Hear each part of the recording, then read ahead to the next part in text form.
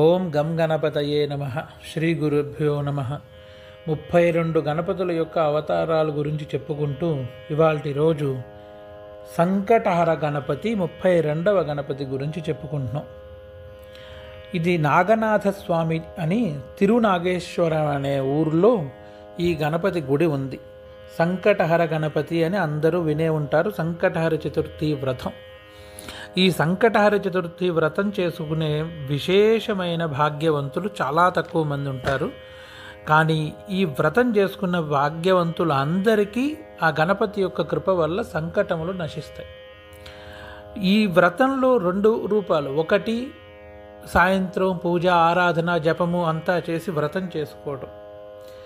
ఒకటి సంకటహర చతుర్థి అంటే కృష్ణ చతుర్థి. శుక్లపక్షం తర్వాత పౌర్ణమి తర్వాత వచ్చే 4వ రోజు వచ్చే చతుర్థి సంకటహర చతుర్థి అని అంటారు. చవితి అని అంటాం మన తెలుగులో. ఆ రోజు ఉత్తి ఉపవాసం ఉండి ఈయన నమస్కారం చేసుకున్న ఆ వ్రతం చేసుకున్న ఫలితం లభిస్తుంది. అది ఈ గణపతి యొక్క విశేషమైన శక్తి. నువ్వు కూర్చుని వ్రతం చేసి ఆరాధన చేసి నివేదనలు పెట్టి పూజ చేయాలి అనేది ఎంత ముఖ్యమో, ఒకవేళ పరిస్థితుల ప్రభావం చేతనో కార్యాల చేతనో కష్టాల వల్ల చేతనో నువ్వు ఆ వ్రతం చేయలేకపోతున్నావు అంటే ఆ రోజు ఉపవాసం ఉండి గణపతిని నమస్కరిస్తే చాలు, నువ్వు ఆ వ్రతం చేసిన ఫలితాన్ని ఇచ్చేస్తుంది అని సంకటహర చతుర్థి వినాయక వ్రతం ఏదైతే ఉందో ఆ వ్రతంలోనే కథలో ఉంటుంది. ఇంద్రుడికి సహితం శక్తినిచ్చిన వ్రతం ఈ వ్రతం.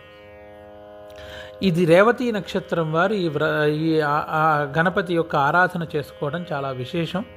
అలాగే రేవతి నక్షత్రము, మంగళవారము, చవితి ఇవి 3 కలిసి వచ్చిన రోజు ఈ గణపతి యొక్క ఆరాధన చేయడము చాలా విశేషం. ఈ గణపతికి 2 నామాలతో ప్రార్థన చేయొచ్చు. ఒకటి ఓం గం సంకటహర గణపతయే నమః అని, సంకటహర గం గణపతయే నమః అని కూడా చెప్పచ్చు.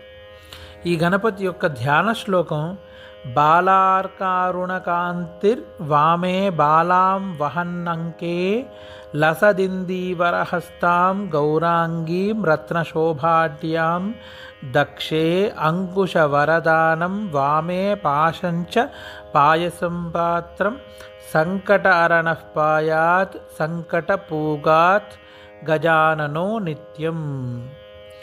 అంటే మహాగణపతి సంకటహర గణపతి కనిపించేది ఎలాగా అంటే సింధూరపు రంగు కలిసిన అరుణోదయ కాంతిలా కనిపిస్తున్నారట.